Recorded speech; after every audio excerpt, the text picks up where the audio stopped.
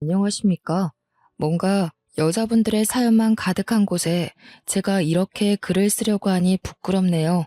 어떤 말부터 시작해야 좋을지 도저히 감도 잡히지가 않고요.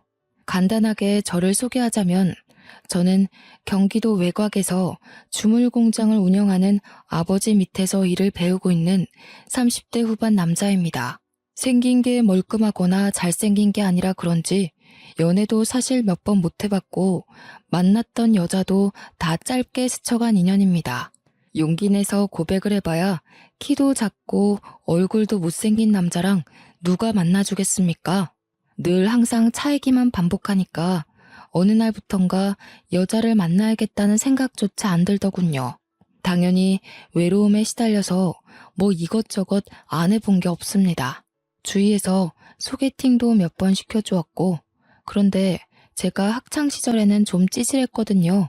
일친 친구들한테 빵 셔틀도 하고 많이 맞기도 해서 상당히 소심한 성격을 가지고 있습니다. 그러다 보니 애프터 신청도 잘 못하고 여러모로 연애하기에 좋은 스타일은 아니죠. 생긴 거에 자신이 없다 보니까 헌팅 같은 건 꿈도 못 꿨습니다. 그런 거 아시나요?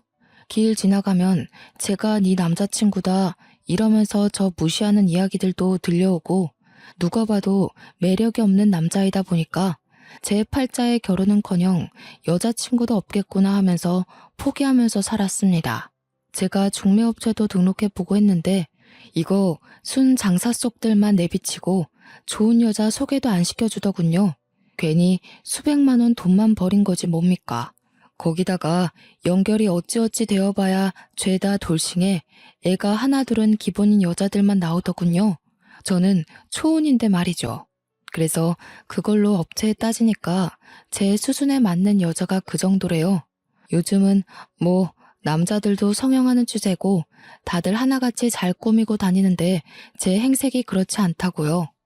꾸미는 것도 해본 사람들이나 잘하는 거지 저 같은 사람들은 꾸밀 줄도 모르는데 어떻게 합니까?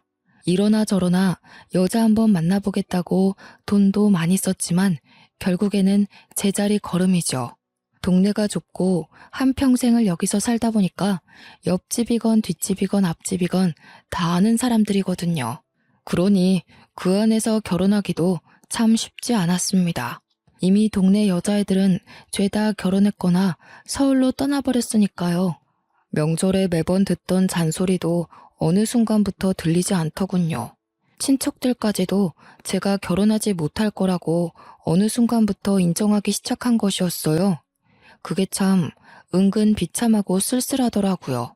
저는 아직 마음의 불씨가 조금은 남아있는데 주위에서 저를 포기해버리고 낙인 찍어버리니까 이도저도 안 되는 느낌이 들고요. 제가 오죽하면 술집에 가서 돈도 엄청나게 써봤습니다.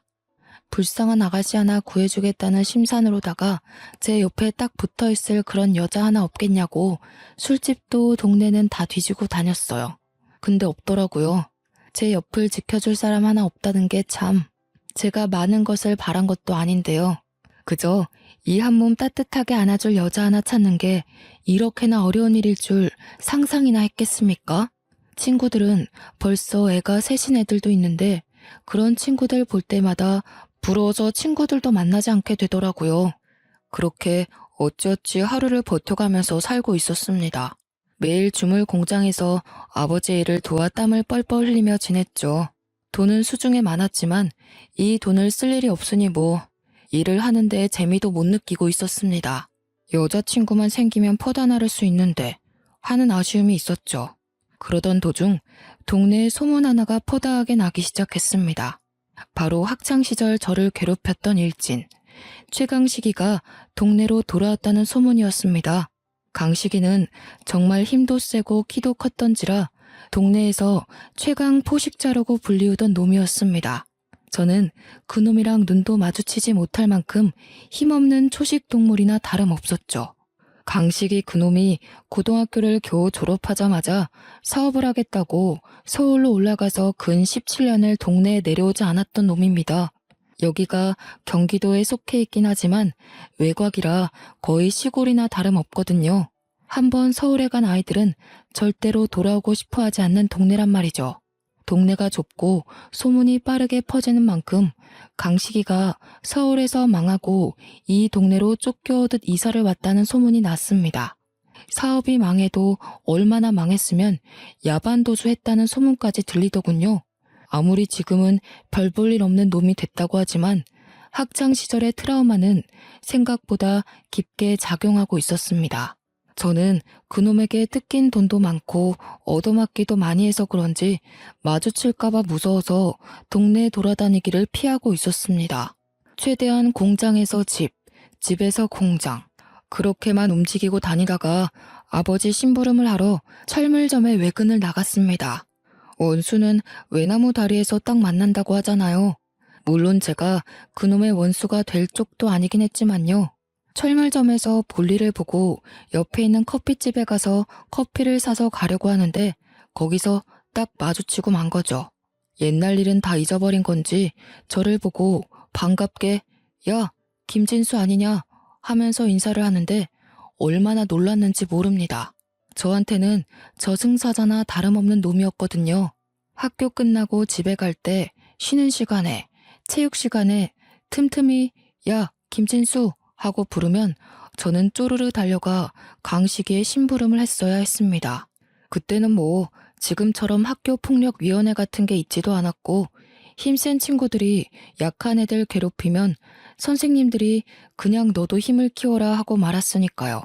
제 이름을 부르면서 손을 흔드는데 그때의 기억이 몰려오면서 등에 식은땀이 쫙 나더라고요. 하지만 이제 30대 후반에 접어든 나이 아니겠습니까? 저라고 언제까지 거북이처럼 등딱지에 숨어 있을 수도 없었고요. 최대한 아무렇지 않은 척 강식이에게 인사를 했죠. 근데 저한테 돈이나 좀 빌려달라고 할 줄 알았던 놈이 되게 반가워하는 거예요. 나중에 술이라도 한번 먹자면서 예전 일 이야기도 하고 사과하고 싶다고 하는 겁니다. 강식이 이놈이 서울놈들한테 된통 당했다고 하더니 철이라도 든 건지 저한테 악수를 요청하는데 저도 그 손을 덥석 잡았습니다. 저에게도 한 걸음 나아갈 기회가 온 거나 다름없다고 생각했던 거죠. 물론 술을 먹자고 하니 좀 뜨뜻미지근했지만 적어도 술값 내는 건 삥 뜯기는 게 아니니까 다행이지 않겠습니까? 저한테 휴대폰을 쓱 내밀면서 핸드폰 번호를 알려달라고 하길래 알려줬죠. 번호도 교환했겠다. 언제 연락 오려나 휴대폰만 바라보고 있는데 다음날 저녁에 퇴근하는데 연락이 오더라고요. 한잔하고 싶은데 시간 되냐? 하고 물어보길래 또 의외라고 생각했습니다. 옛날 강식이 같으면 나와 라고 했을 텐데 시간이 되냐고 물어보기까지 하다니 약간 으쓱해지더라고요. 제가 얼마나 소심했으면 고작 저런 약속 잡는 연락에도 의미를 두겠습니까? 아무튼 거절할 명분도 없고 저도 한잔하면 좋겠다 싶어서 만나기로 했죠. 동네 술집에서 이미 한잔하면서 저를 기다리고 있길래 앞에 앉아서 뭐 이런저런 이야기를 했습니다. 서울에서 사업하다 망해서 왔다는데 서울살이 이야기를 하기도 좀 머쓱해서 고등학교 시절 이야기를 했죠. 저한테 야, 그땐 미안하다 하면서 사과를 하는데 은근히 울컥하면서 마음이 녹아내리더군요. 그땐 내가 철이 없었다. 그게 멋있어 보이는 줄 알고 약한 친구들을 괴롭혔었지 하면서 이야기를 하는데 표정이 영 안 좋아 보였습니다. 내가 하도 애들 괴롭히고 다녀서 벌받나 보다. 서울에서 완전히 망했거든. 소식은 들었지? 하면서 대화를 이어나가더군요. 저는 뭐 강식이 심기를 거스르지 않고 싶어서 끄덕끄덕거리면서 장단만 맞춰주었습니다. 한 1시간쯤 지났을까 강식이가 대뜸 자기 아는 동생이 이 근처에 와 있다고 연락을 주었는데 불러도 되냐고 묻더라고요. 저도 기분이 좋았던 상태라서 누군데? 하고 물어보니 서울에서 사업할 때 자기 밑에서 일했던 동생이라고 하더군요. 별 생각 없이 그냥 알겠다, 오라고 해라 했는데 한 30분 지나서 가게로 들어오는 사람이 남자인 줄 알았더니 여자인 겁니다. 근데 상당히 예쁘고 어려 보이는 여자였어요. 평소에 워낙 여자한테 면역력이 없었던 저 여기에 바싹 얼어 있었습니다. 그러자 강식이가 킬킬거리면서 저를 놀리더군요. 고등학교 시절에도 완전 쑥맥 찌질이었는데 아직도 그러고 있냐면서 편하게 해라 하는데 편해지나요? 그 여자애가 끽해봐야 20대 후반으로 보였는데 저를 보더니 바로 오빠야 오빠야 하면서 말을 편하게 하더군요. 그러면서 저한테 오빠 너무 귀엽다 하는데 강식이가 굳어있는 저를 보면서 뭐해 너 귀엽다잖아 번호라도 주고 받아라 하는 게 아니겠습니까? 제가 결혼정보업체에서 만난 여자들이나 주위에서 소개팅 시켜주었던 여자들과 비교했을 때 이렇게 어리고 이쁜 여자는 본 적이 없었거든요. 그래서 우물쭈물하고 있는데 그 여자애가 저한테 오빠 진짜 나 번호 알려주면 안 돼? 하고 훅 들어오더라고요. 알려달라는데 싫다고 할 수도 없고 물론 너무 예뻐서 부담스럽긴 했지만 제가 이런 자리 아니면 어디서 저런 여자를 보겠나 싶고요. 그래서 바로 번호를 알려주었습니다. 그러더니 자기가 원래는 서울에 사는데 여기 볼 일이 있어서 자주 온다고 만나면 밥이라도 한 끼 사달라고 하더군요. 남는 게 돈인데 제가 못 사줄 이유가 있겠습니까? 바로 알겠다고 했습니다. 이어진 술자리에서도 처음에 강식이 옆에 앉아 있다가 제 옆으로 와서 쫑알쫑알 말을 거는데 너무 예뻐서 눈이 부시더라고요. 사교성도 좋고 대화도 잘 이어나가고 저 같은 쑥맥에게도 관심을 가져준다는 게 너무나도 좋았습니다. 오죽하면 술자리를 파하고 집에 가는 길이 아쉬워 죽겠더라고요. 저한테 자기 이름이 이영미라고 소개한 그 여자가 자꾸 머릿속에 맴돌아서 밤잠을 설칠 지경이었습니다. 그런데 다음날 눈을 떠서 양치를 하고 있는데 영미한테 연락이 오는 게 아니겠습니까?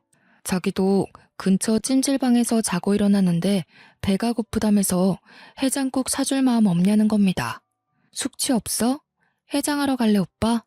하고 연락이 오는데 가슴이 콩닥콩닥 하면서 이게 바로 핑크빛 연예인과 김칫국을 마시기도 하고요. 옆에 찰싹 달라붙어서 오빠 오빠 하는데 안 넘어갈 남자가 어디 있겠습니까? 그래서 바로 만나자고 했죠. 해장국도 먹고 커피까지 마신 다음에 버스 정류장까지 데려다 주었습니다.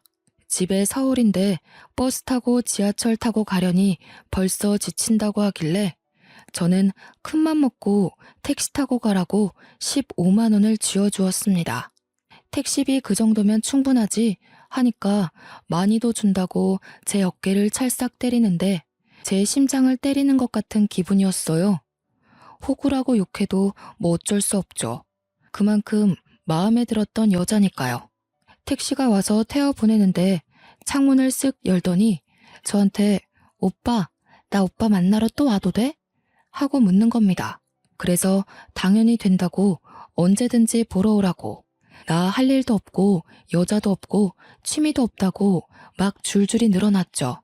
누가 봐도 관심이 있다고 대놓고 표현한 거나 마찬가지 아니겠습니까? 그러자 영미가 알겠다고 또 보러 오겠다고 하더군요. 그 뒤로 진짜 주말마다 저희 동네에 와서 저를 불러내는데 너무나도 행복했습니다. 강식이와 영미, 저 이렇게 셋이 만나서 동네 술집이란 술집은 다 돌아다닌 것 같네요. 셋이 만나도 제 옆에 찰싹 붙어앉는 영미를 보면서 저와 마음이 같은 건 아닐까 생각도 했고요. 그런데 영미가 저한테 어느 날 셋이 말고 둘이 보면 안 되겠냐고 하더라고요. 그래서 아 그래? 그럼 둘이 만날까? 하고 연락을 했는데 은근히 강식이한테 미안하고 찝찝한 겁니다. 그래서 강식이에게 연락을 했어요. 영미가 둘이서 보고 싶다고 하는데 둘이 만나도 되겠냐고요. 그러니 강식이가 저한테 그러더라고요. 그걸 왜 자기 허락을 막고 앉아있냐고. 남자답게 데이트 신청하라고요. 강식이까지 저를 응원해주는 분위기라 저는 용기를 내었습니다. 영미에게 데이트 신청을 했고 영미는 좋다고 주말에 오겠다고 했습니다. 제가 차가 있거든요. 그래서 영미를 데리러 가기도 하고 서울 집까지 데려다 주기도 했습니다. 서울에서 데이트를 하기도 했고 영미와 단둘이 보내는 시간이 점점 길어지게 되었습니다. 서울에 밤늦은 시간에 내려다주고 집으로 올라가는 영미의 손을 탁 붙잡았는데 영미가 곤란해하더라고요. 자기는 집에 들어가서 자야 한대요. 부모님이랑 같이 산다면서요. 아쉽지만 밤에 들어가야 한다는 여자를 제가 어찌 붙잡을 수 있겠습니까? 만리장성이야 언제든지 싸울 수 있다는 생각에 영미를 그렇게 집으로 보내주었죠. 그렇게 한 3개월을 만나니 영미가 저한테 투정 아닌 투정을 부리더군요. 나 오빠 자주 만나고 싶은데 집이 서로 너무 멀어서 힘들다. 나 그냥 오빠네 동네에 원룸 월세라도 하나 얻을까? 하는 겁니다. 저야 완전 땡큐 아니겠습니까? 호시탐탐 외박할 기회만 노리고 있었는데 우리 동네에서 자취를 시작하면 너무 좋죠. 그래서 큰맘 먹고 제가 신축 오피스텔을 하나 얻어주었습니다. 동네 원룸들이 죄다 낡기도 했고 보안도 별로 좋지 않아서 신축에다가 평수도 좀 있는 오피스텔이라 비싸긴 했지만 얻어주었습니다. 방이 분리형 원룸으로 되어 있어서 영미가 지내기에 딱 안성맞춤이라고 생각했거든요. 제가 오피스텔을 얻어두었다고 하자 영미가 너무너무 좋아하는 겁니다.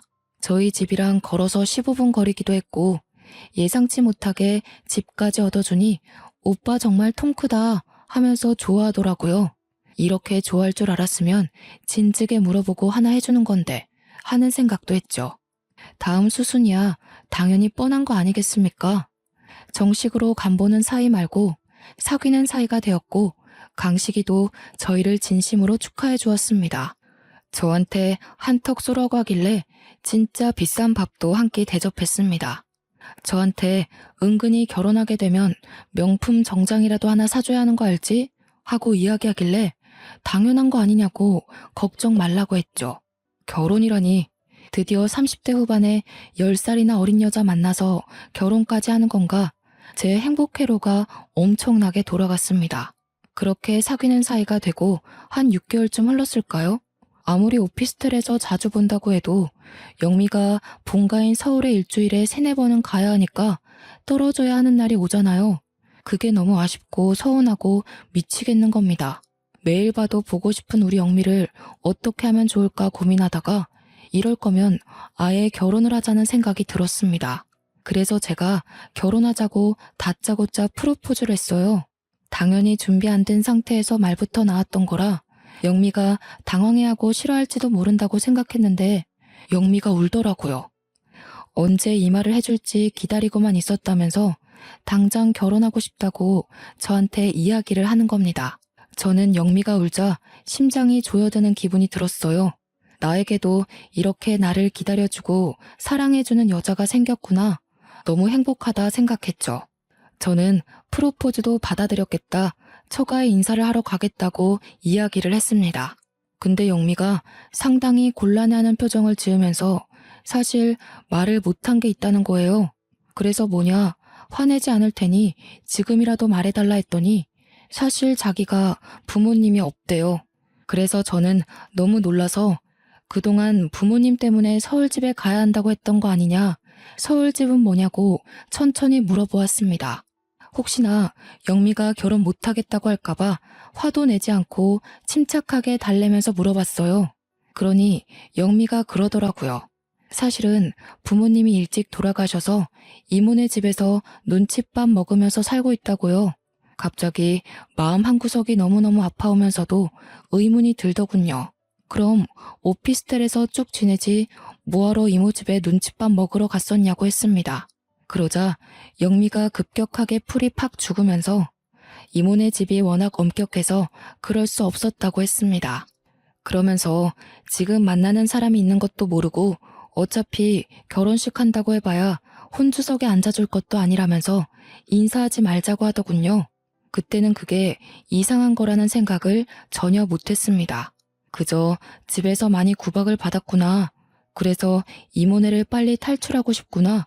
어떻게든 인연을 끊고 싶구나 하는 생각만 한 거죠. 아무튼 영미에 대한 사정을 다 알게 된 이후에 저희 집으로 인사를 하러 갔습니다. 저도 어머니를 어린 시절에 일찍 여의었기 때문에 아버지와 둘이 살고 있어서 큰 부담 갖지 말라고 했습니다. 영미에게 너스레를 떨기 위해 시집살이 시킬 시어머니 없으니 얼마나 좋냐고 묻기까지 했죠.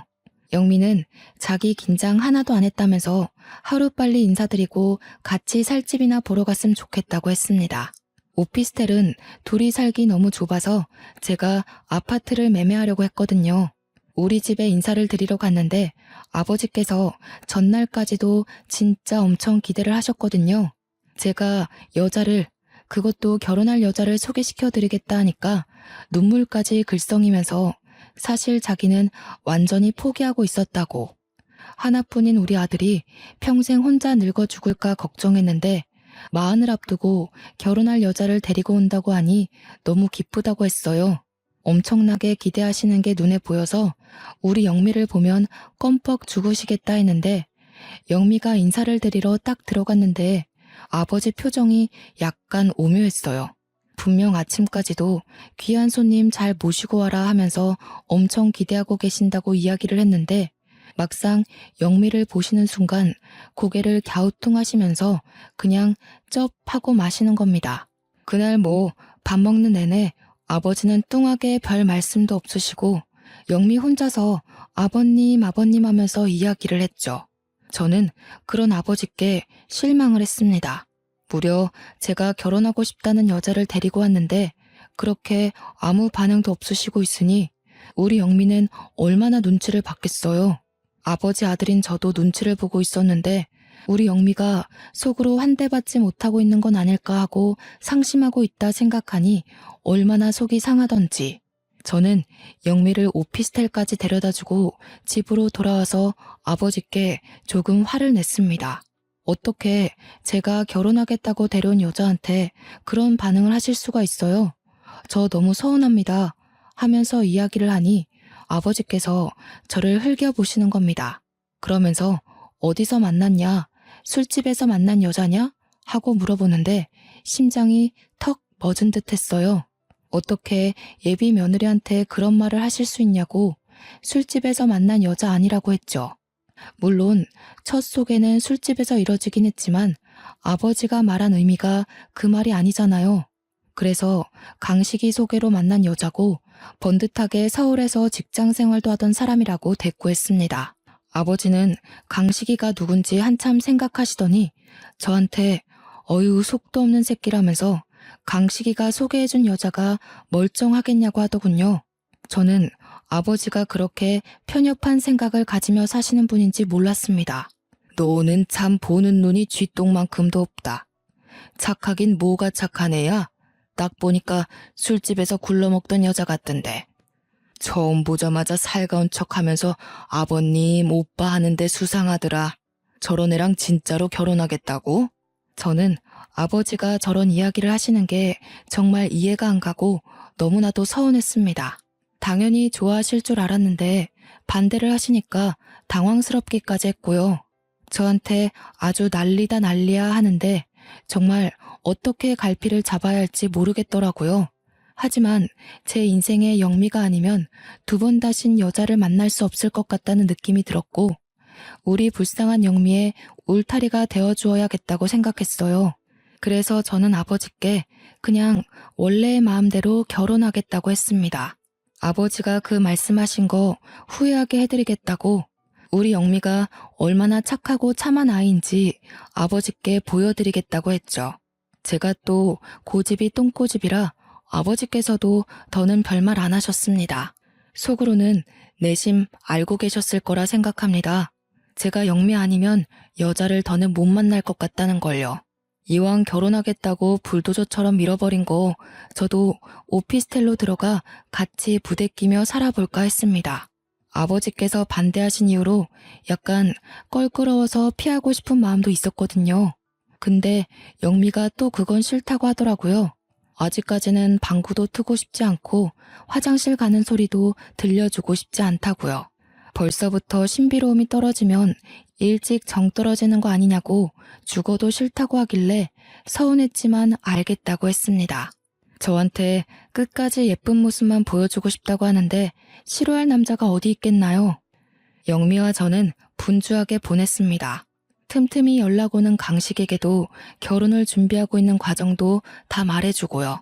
식장도 잡고 옆 동네에 유명하다는 스튜디오에서 결혼식 사진까지 다 찍었고요. 메이크업 준비까지 완벽하게 했죠. 그런데 오피스텔 단기 계약이 끝나가는 시점이 오고 말았습니다. 계약 자체를 1년으로 단기로 잡기도 했고 제가 영미와 만난 지 벌써 1년이 다 되어가는 시점이라니 감회가 새롭더군요. 계약을 연장할 거냐고 묻는데 결혼식이 코앞이고 집을 어차피 구하려고 마음먹었으니 비우겠다고 했습니다. 저는 큰맘 먹고 아파트 전세 계약을 했습니다. 원래는 매매를 하려고 했지만 예상치 못하게 아버지께서 은근 반대를 하고 나서시는 바람에 돈이 모자라서 전세를 얻게 되었죠. 이 근방에 워낙 매매가가 저렴하긴 했지만 그래도 대출을 받아서 허덕이고 싶은 마음은 없어서 그동안 모아두었던 적금을 깨부셨습니다. 그러고 나니 전세 가격 정도는 너끈히 해결할 수 있는 돈이 생기더라고요. 영미에게도 계약한 집을 보여주니 눈물을 흘리더군요. 이렇게 큰 아파트에서 살게 될 줄 꿈에도 몰랐다고 하면서 평생 소원이 아파트에 사는 것이었대요. 우리 영미 꿈이 참 소박하기도 하지. 고작 아파트에서 사는 게 꿈이라뇨. 우리 신혼집을 한바탕 자랑하고 난 다음 영미의 짐을 그쪽으로 옮기라고 전해주었습니다. 당연히 너무 좋다고 난리난 와중에 저한테 집 명의는 누구 명의로 했냐고 슬쩍 물어보더군요. 그래서 전세라서 누구 명의든 상관없지 않냐고 단문하니 고개를 끄덕이더군요. 약간 서운해하는 눈치라 제가 웃으면서 2년 뒤에 매매할 때는 공동 명의로 해주겠다고 하니까 활짝 웃었습니다. 저는 그런 영미의 얼굴을 보고 전세 계약을 하러 돌아다닌 시간이 아깝지 않다고 생각했죠. 이제 부부가 되고 2년을 더 살다 보면 매매 계약할 때 공동명의 못 해줄 이유가 있겠습니까?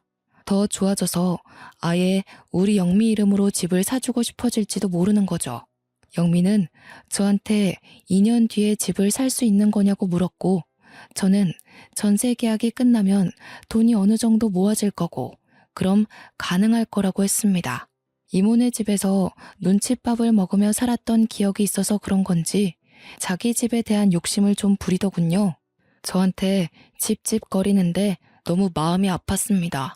그 뒤로 영미와 저는 오피스텔에서 작은 짐부터 하나둘 옮기기 시작했습니다.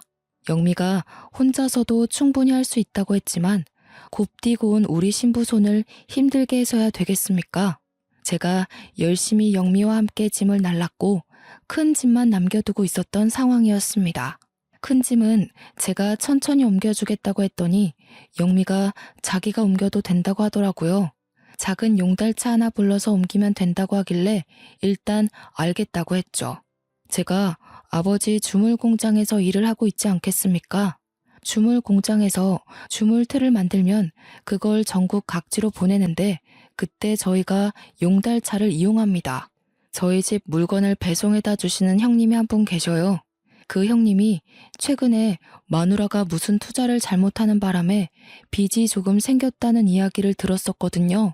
아버지께서 워낙 자기 사람을 아끼시고 돈 쓰는 걸 아까워하지 않아서 급한 빚을 대충 갚아주셨다는 이야기도 들었죠. 그래도 여전히 갚아야 할 것들이 남아있어서 요즘 생활이 힘들다는 이야기를 건너 들었습니다. 저는 그 형님에게 바로 전화를 했어요. 우리 애비 마누라 짐 옮기는 거 용달차로 도와주시면 일당 두둑하게 챙겨드리겠습니다. 하니까 좋다고 하시더라고요. 요즘 근데 아버지 덕에 일이 많이 늘어서 너무 바쁘다고 혹시 빈 시간이 내일 밤밖에 없는데 괜찮겠냐고 했어요. 때마침 다음날 저녁에 우리 영미가 이모 집으로 가는 날이라 저는 괜찮다고 했습니다. 영미가 요즘은 횟수가 많이 줄어들긴 했지만 그래도 이모 집에 2, 3주에 한 번씩은 가고 있었거든요. 영미 혼자 고생하는 것 같아서 정말 마음 아팠습니다. 눈칫밥 먹는 이모 집에 혼자 가서 뭘 하고 있을지 제가 인사를 드리러 가겠다고 해도 말리는 걸 보면 정말 보통 분들은 아니신 것 같은데 말이죠.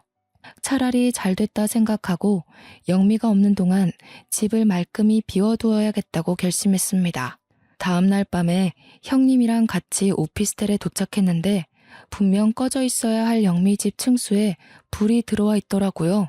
뭐지, 불을 켜놓고 이모 집에 갔나 싶어서 조심스럽게 도어락 비밀번호를 누르고 들어갔습니다. 분명 영미가 없는 것도 알고 제가 해준 집임에도 불구하고 이상하게 발걸음 소리내는 게 싫어서 조용하게 들어갔습니다. 아마 누가 보면 도둑이라고 생각했을지도 모르겠네요. 분리형 원룸이라 거실과 벽이 살짝 막혀있는 구조였는데 거실에 분명 아무도 없는데 안쪽에서 소리가 나더라고요. 평형이 아무리 커봐야 원룸이니 소리도 다 들리고요. 남자와 여자가 대화를 나누고 있는데 형님에게 쉿 하고 손짓을 하니 형님도 침만 꿀꺽 삼키시더라고요. 목소리를 집중해서 들어보니 영미와 강식이가 아니겠습니까? 저는 저 둘이 왜 오피스텔에 이 야심한 밤 시간에 같이 있는 건지 이해가 안 갔죠. 아무리 서울에서 사장님과 직원은 사이라고 해도 영미는 분명 이모네 집에 간다고 하지 않았습니까? 저한테 거짓말을 치고 둘이 만나야 할 사정이 뭐가 있단 말입니까? 형님도 저의 혼란스러움을 눈치챘는지 가만히 있으셨어요. 그런데 그 둘의 대화를 집중해서 들어보니 정말 제 인생에 이런 뒤통수가 있을 수 있나 싶을 정도로 충격적인 말들이 오가는 게 아니겠습니까? 저는 눈앞이 핑 돌아서 쓰러질 것 같은 몸을 가까스로 힘을 주어 서 있었습니다. 야, 전세를 네 명의로 해달라고 하고 전세금을 들고 튀면 되는 일인데 무슨 매매까지 간다고 귀찮게 그래? 2년만 기다리면 공동명의로 매매를 해준다는데 당연히 그게 나은 거 아니야? 야, 이 멍청한 거사. 공동명의면 팔 때 둘 다 동의해야 팔 수 있는 거 몰라? 너 혼자서 꿀꺽이 안 된다고. 지금 전세 얻은 그 집도 이 동네에서 제일 비싼 집이야. 알아? 평수가 크긴 크더라. 얼마짜리 집인데? 4억짜리 집이라고. 4억. 그러니까 전세금을 빼서 들고 튀면 된다니까? 4억이면 우리 빚 다 갚지. 아니 오빠는 그걸 왜 지금 말해? 혼인신고 하자는 소리는 안 하지? 그거 하자고 하면 큰일인데. 아직 등본 같은 것도 안 떼본 거 확실하지? 그거 떼봤으면 나한테 공동명의 이야기나 했겠어? 결혼식 끝나고 혼인신고 바로 하자고 하면 그때가 문제지. 어떡하지? 이미 오빠랑 혼인신고 되어 있잖아. 우리가 일단 이혼을 할까? 우리 이혼하면 위장 이혼으로 바로 걸려 들어간다고 변호사가 말한 거 못 들었어? 안 그래도 지금 빚 독촉 엄청 오고 있는데. 아씨, 대가리 아파 진짜. 이걸 어떻게 미루지? 호적이 뭐 잘못됐다고 못하나? 아, 그니까 이 멍청한 년아. 전세금 빼서 바로 톡 꼈으면 이런 복잡한 일도 없고 빚 갚고 좋았잖아. 그 이야기를 듣고 있던 저는 정말 손을 벌벌 떨었습니다. 제 다리에 힘이 쭉 빠지는 기분에 분노는 머리끝까지 차오르고 말았죠. 그러니까 영미와 강식이는 이미 부부였고 제가 돈이 있다는 이야기를 듣고는 저한테 사기를 치려고 아예 작정하고 달려든 것이었어요. 애초에 강식이가 저한테 영미를 소개시켜준 이유도 돈을 뜯어가려고 한 것이었던 거죠. 그것도 모르고 저는 강식이한테 좋은 인연 시켜주어서 고맙다고, 강식이가 저한테 예전 일을 사과했던 것도 모조리 다 거짓말이었겠죠. 뜨거운 눈물이 앞을 가리는 듯한 기분이었습니다. 그런데 형님이 저를 탁 잡더니 쉿 하면서 휴대폰 화면을 보여주는데 우리 형님이 녹음을 뜨고 계셨더라고요. 저는 아예 꿈에도 생각 못하고 있었는데 말이죠. 형님이 녹음 화면을 딱 닫더니 일단 나가자는 눈짓을 하셔서 조용히 나왔습니다. 밖에 나와서 형님 차에 타서 숨을 쉬는데 과호흡이 오는 것 같고 눈물이 막 터져 나오는 겁니다. 형님이 제가 아이처럼 엉엉 우는 모습을 보더니 저 연놈들한테 복수를 하자고 그냥 두면 안 된다고 하시더라고요.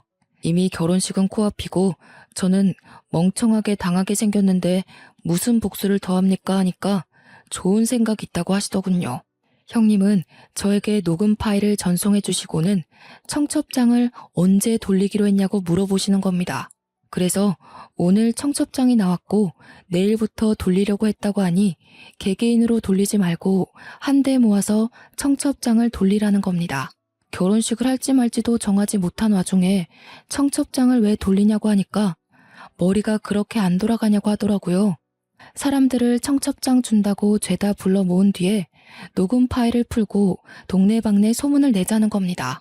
천하의 강식이가 이런 식으로 동창들 등쳐먹고 다닌다고 뿌리고 다니자고요. 그래서 저는 형님과 함께 계획을 짰습니다. 약혼식처럼 간략하게 청첩장 돌리는 자리를 마련했고 동네 사람들은 물론이고 동네 사람들의 사돈의 팔촌까지 모두 불러 모았습니다. 영미에게도 강식이에게도 약혼식 같은 자리로 영미에게 추억을 만들어주려고 하는 거니까 부담 없이 오라고 했고요. 강식이에게는 네가 말했던 명품 정장 줄 테니 꼭 와달라고 했죠. 당연히 아무것도 모르는 동네 사람들은 잔치가 열렸다고 좋아서 오시고 아들이 망했다는 소문에 한동안 집 밖을 나서지 않던 강식이네 부모님까지 모조리 오셨습니다. 사람들은 강식이에게 네가 우리 동네 노총각 결혼 주선했다며 아주 장하다 하면서 한마디씩 하셨어요. 영미는 저한테 드레스 같은 원피스를 입고 나타나서 예물 반지는 언제 주냐며 자기가 원하는 1캐럿 다이아 반지로 준비한 거 맞냐고 물어보더라고요. 저는 좋은 거 줄 테니까 조금만 기다리라고 했죠. 동네 사람들이 득시글하게 모여들었고 다들 축하의 말을 전해주고 있는데 제가 마이크를 들고 이야기를 시작했습니다. 동네 사람들 모두 이렇게 모여주셔서 감사합니다. 근데 이 자리를 결혼식 청첩장을 돌리려는 자리가 아니라 뱀 같은 두 연놈들의 추악한 실태를 까발리는 자리입니다. 제 말이 끝나기 무섭게 마을회관 전체 스피커를 통해서 마을 곳곳에 녹음 파일 음성이 뿌려지기 시작했어요. 형님이 미리 이장님한테 양해를 구해서 마을 전체를 울리는 방송 허락을 받아둔 것이었습니다. 동네방네에 영미와 강식이의 그날의 대화가 울려 퍼지고 두 사람은 얼굴이 사색이 되었죠. 아무것도 모르는 동네 사람들은 이게 누구 목소리야? 무슨 내용이야? 저기다 뭐야? 하면서 난리가 났습니다. 그래서 저는 다시 마이크를 들고 모든 전말을 이야기하기 시작했습니다. 저도 얼마 전에 알았습니다. 최강식과 저의 결혼하려던 이영미가 사실은 부부였다 이 말입니다. 제가 가진 돈이 탐이 나서 둘이 짜고 이 일을 벌인 겁니다. 제가 얻은 아파트 전세금을 들고 튀려고요. 동네 사람들은 난리가 났죠. 미친 거 아니냐, 그 연놈들 어디에 있냐, 막 소란이 시작되고 영미는 저를 보면서 벌벌 떨고 있었습니다. 강식이도 지 부모 옆에서 얼굴이 새파랗게 질렸는데 마을 사람 중 누가 강식이 부모님을 발견한 것입니다. 강식이네가 동네에서 슈퍼를 좀 크게 운영하고 있었거든요. 사람들이 모두 손가락질하면서 이제 강식 슈퍼에 가면 안 되겠다고 사람을 어떻게 이렇게 등쳐먹을 수 있냐고 비난을 퍼부었습니다. 동네 토박이가 하는 슈퍼라서 물건이 썩어 빠져도 우리로 팔아줬는데 더는 가지 말고 대형마트 가자면서 다들 손가락질했어요. 그러니 강식이 부모님도 사색이 돼서 강식이 등을 퍽퍽 치며 이게 다 진짜냐고 싸우고 계시고 최강식, 이영미, 너네 둘 다 내가 혼인빙자 사기로 고소할 거야. 알겠어? 그제서야 영미가 저한테 잘못했다고 돈에 눈이 멀어서 그랬는데 평생 속죄하며 살겠다고 울고불고 무릎 꿇고 빌더라고요. 저는 그대로 봐줄 마음이 전혀 없었습니다. 동네 사람들 다 온 자리에 경찰 하나 없었을까요? 저희 아버지와 제일 중마고이신 분이 바로 경찰이셨거든요. 제가 사기로 고소한다고 하니 경찰서로 가자면서 동네 사람들이 정말 돌을 던지려는 와중에 강식이와 영미를 데리고 경찰차에 태우셨습니다. 경찰서에 도착해서 조사를 하는데 글쎄 이 두 연놈이 서울에서 빚진 게 한두 건이 아니더라고요. 그 와중에 사기 전과도 있고 진행 중인 소송도 있었고요. 소송에 걸려서 경찰서 와서 수사를 받아야 하는 와중에 이 시골 마을로 잠수를 탄 것이었고 결국 지명수배까지 내려진 상태였습니다. 그래서 경찰서에서 조사를 받던 와중 바로 구속이 되어버렸습니다. 저도 당연히 혼인빙자 사기를 바로 걸어버렸으니 빼도 박도 못하는 신세가 되어버렸죠. 영미의 서울 이모 집도 당연히 거짓말이었습니다. 거기가 알고 보니 이 두현놈들이 몰래 얻었던 아지트였던 것입니다. 서울에서 근근히 사기치고 다니면서 숨어 지내던 아지트요. 이 동네에서 둘이 같이 있다가 저한테 걸리기라도 하면 안 되는데 서울 그 집에서 미래를 즐기고 있었던 것입니다. 그래서 저도 못 오게 한 거고 인사도 못 가게 한 거였죠. 이모는커녕 가족이라고는 남편인 최강식밖에 없는 여자였던 것이었죠. 저는 당연히 소송 진행했고 꼬박 10개월이 흐른 뒤에 승소를 했습니다. 그리고 바로 민사소송도 걸어버렸죠. 정신적인 위자료 청구까지 완벽하게 해버렸습니다. 최강식이는 죄질 나쁘다는 이유로 거기다가 잠수를 타고 숨어버린 괘씸죄까지 더해져 법정 구속을 당했습니다. 지금은 감방에서 죄수들과 행복하게 지내고 있을지 더러운 꼴 당하고 있을지 모르겠네요. 영미는 유치장 신세까지는 피했지만 빚을 다 떠안았다고 하더군요. 저한테 울고불고 찾아와서 뻔뻔하게 한 번만 도와달라고 했지만 저는 그런 영미의 뺨을 내리쳤습니다. 결국 어디 식당에서 하루 종일 설거지하면서 빚쟁이들한테 시달리고 있다는 소식이 들리더군요. 날이 추워지니 옆구리도 쌀쌀하지만 저는 평생 여자는 쳐다도 안 보고 살기로 했습니다. 제가 결국 아버지께 진심으로 사과드리자 아버지도 저를 다시 토닥여 주셨고요. 이번 일을 기회 삼아 오히려 더 당당해지자고 마음먹었습니다. 지금은 주물회사 경영권을 물려받아 누구보다 일을 열심히 하고 있습니다. 그냥 혼자 살 운명임을 받아들이고 열심히 살도록 하겠습니다. 제 이야기 어떠셨나요? 제가 너무 흥분해서 이야기를 한 건 아닌가 싶네요. 재미있게 들어주셨다면 추천 한번 눌러주세요. 감사합니다.